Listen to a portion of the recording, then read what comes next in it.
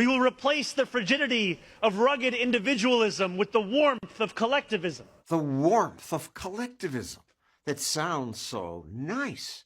New York City's new socialist mayor pushes that, as do other socialists. All of our lives have been made possible by our shared contract and bond to one another. Our shared bond.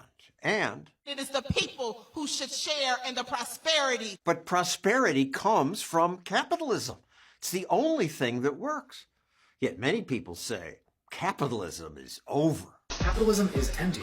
It's very clear that capitalism is losing any and all sway with the people. A capitalistic society is a failed society. Something better will come. The model for something better is the commune. So sick of this modern life. Let's live on a commune. A commune, the socialist system that replaces the frigidity of rugged individualism with the warmth of collectivism. People share rather than greedily chasing money. Banding together, buying land, and creating a communal living space. Where is my commune? Good question. Where are the communes? They're hard to find because although people keep trying to create that utopian socialist society, these attempts keep failing. One of the first big ones in America was New Harmony, Indiana. Private property was banned. Residents shared everything. And the result? After 2 years, most of the residents had left, and the social experiment of New Harmony was done.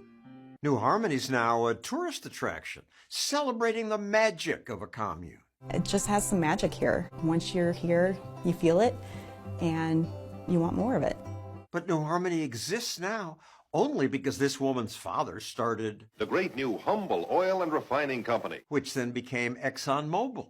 His daughter then spent his wealth revitalizing this town. The magic here came from capitalism. We really started building a town from scratch. When I was young, hippie communes were popular. The Farm was a commune in Tennessee where people shared everything. Mothers would nurse each other's babies. Other parents would take care of you. They kind of became your family. The commune forbade members to have their own money or property. If you want to become a member of the community, you got to put everything you have in the pot, and we're doing this for a lifetime. But they couldn't do it for a lifetime, or even a dozen years. The commune bookkeeper says there just wasn't enough money. Everybody was saying there's not enough. You know, there's not enough food, there's not enough vegetables, there's not enough diapers, there's not enough shoes. It was all things that the children needed. What they really needed, it turns out, was capitalism and private property.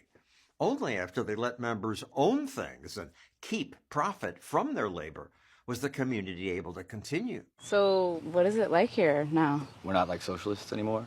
We have our own money and we pay dues. In Israel, thousands tried farming in communes called kibbutzim, where the ideals of a socialistic society are practiced. Shared ownership and absolute equality have created a new man, the kibbutznik.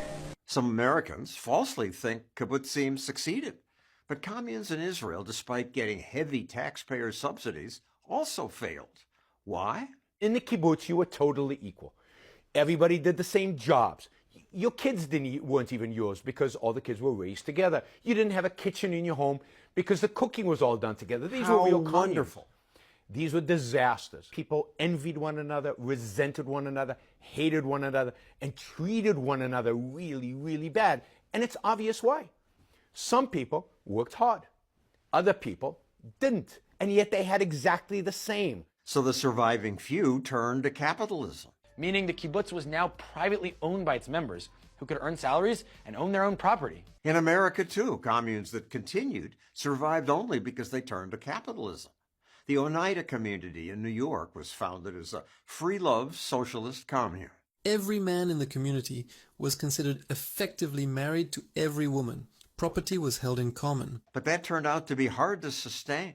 Oneida survives today only because they dropped socialism and became capitalists, selling expensive silverware, generating significant income that supported the commune. The same thing happened to Amana colonies, an Iowa commune that abandoned socialism to sell appliances. It was a man of society, then it went to a man of company, then it was the Maytag company. It was a big change in terms of getting rid of that communal system. People keep trying communes, and they keep failing. But the socialists never admit it. They never say, well, this doesn't work. Socialists never admit it because to them it's a moral ideal, moral striving for the good. Even though it's a complete disaster and a complete failure everywhere and anywhere it is tried. Everywhere and anywhere. My new mayor promises to replace individualism with the warmth of collectivism. But that won't work. No matter what he and other politicians, pundits, or people on TikTok say, the only thing that creates actual prosperity is private property and capitalism.